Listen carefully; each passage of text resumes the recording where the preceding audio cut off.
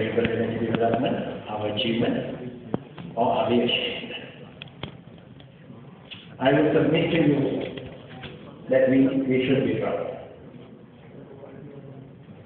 We get something between 40 to 55% of our electricity produced with renewable energy. And we are within the top 20 countries in the world in terms of the percentage of electricity that comes from renewable energy.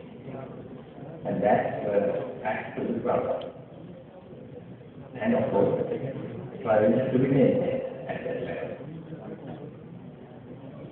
And we are also, at least until recently, an example for the rest of the world for a well-developed, transparent, and proven mechanism for encouraging investment on renewable energy.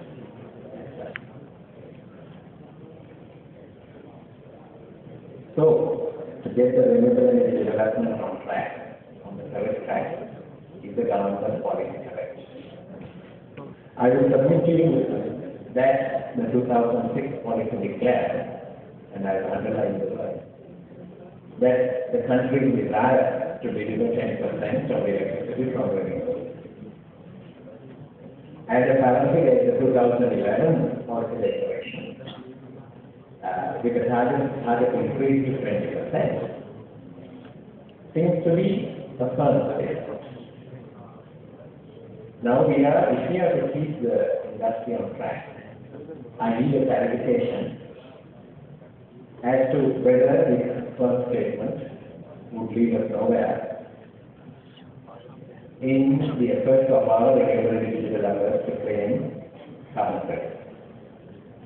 Because the moment we declare it as our firm policy, then it becomes a base case, and therefore we cannot claim carbon credits to meet that declared policy. Also, on the 20%, there is still no assessment, no plan, and no assessment of the positives and negatives which one and negatively possible. Regulatory and facilitation functions are we on the correct track? Facilitation function, we all agree, has been significantly improved, and problems with resource allocation, developers fighting with each other for the same site, and encroaching on the adjacent permit holder site are being resolved. But permits do change hands continuously, and in most cases there are only permits, no power plants on the ground. And the price regulatory function, and it has seen improvements in the past few years. But in the recent past, we have lost some of the transparency in the price making mechanism. Sri Lanka is a country that I say is proud of renewable energy development, but we do not have a written document explaining the decisions and the inputs and the outputs to the pricing mechanism at this moment for the current year. So we seem to be going a little bit off track when it comes to price regulation. And the developers and investors, of course, they do have a lot of problems, but are they asking for too much money?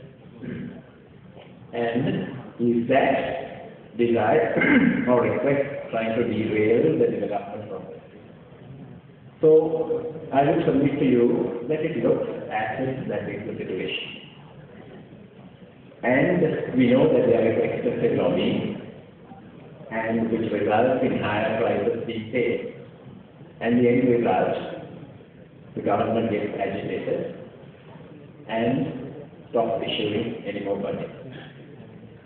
Although there could be other reasons for the permit issuing being stopped from wind energy, one of the important reasons is the very high price that has been offered in the last 2 years. So therefore the industry gets heated up, and somebody tells the political hierarchy this wouldn't do because the price is so high, I did not get a permit, so do not give permit to anyone. So it's at a standstill. Next slide. So, of course, we like to be the at the top of the world, and the figures that promoter talked of are here for you to see.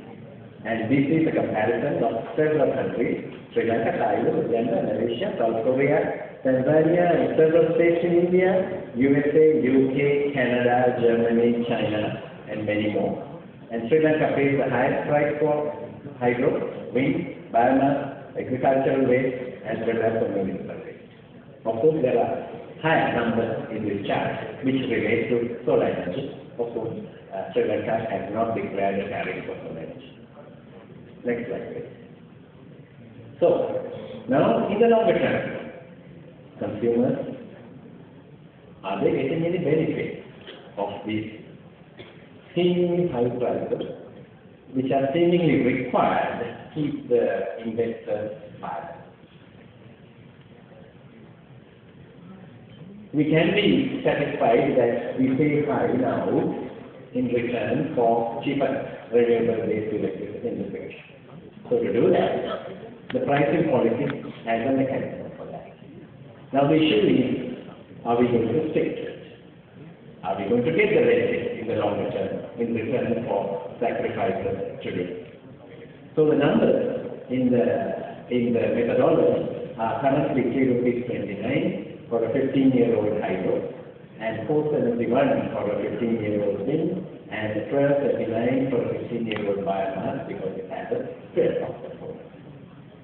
And for whatever it is, I don't agree with some of the figures that are being given as the average cost of production from mature hydros by CED, because those costs are based on accounting costs which are based on depreciation, not really on cash. The cash cost of CED at this moment is ₹1.65. So I'm just giving you these figures.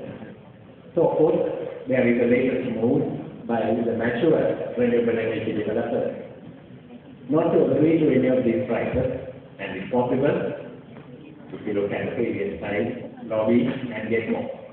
So the end result could be that somebody could be agitated that X got it and I did not get it. So therefore, no contract should be extended. And that will be the end of the long-term benefits that we expect from renewable energy. Now, what is the rest of the world saying? Until 2007, they were saying, look at Sri Lanka. Let's follow Sri Lanka. For example, pricing of renewable energy. In 2008, they were looking at what Sri Lanka was doing. A lot of debate was going on. And from 2009, there are publications coming out which clearly say, oh, Sri Lanka is not that good example anymore. It's a bad example. Don't follow this. Look at some other methods of pricing renewable energy. Can we put this right? Yes, we can. Through what I would call a portfolio approach. So which means there is a mix of renewable energy, of course I don't have time to explain all the details, which provides in the long term, not in the immediate term, in the long term, electricity to the consumer at a price that is either competitive or at least below the cost of the other non-renewable alternatives. Next slide. Lastly, the electricity consumer is the absent stakeholder in this project. We think he wants renewable energy, and in this seminar he is not there. Of course, all of us are electricity consumers. But if I ask you, are you willing to pay ₹1 more for renewable energy? Perhaps you will say yes. But the politicians will say, no, you can't. So, in return for the higher prices that we pay, are our policymakers willing to go and tell the prices that the electricity prices have been increased by ₹1 next year? Because right now they see it, not because of renewable energy. There is a deficit of ₹1.10 on each kilowatt hour. Who pays that is still uncertain. And there is nobody to convince the decision makers that it should be done, an increase should be done. So therefore, it seems a little bit illogical to expect that the higher prices can be passed on to the consumer. And that is the reason why we do not see the CEP's logo anywhere in this show. Thank you very much. Thank you.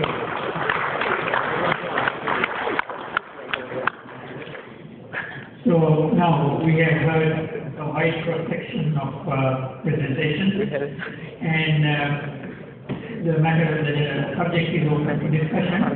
So please, if there is a mic, please use the mic and give your affiliation and your name, please, so that we can listen to your point of view and get some response from the panelists. Thank you.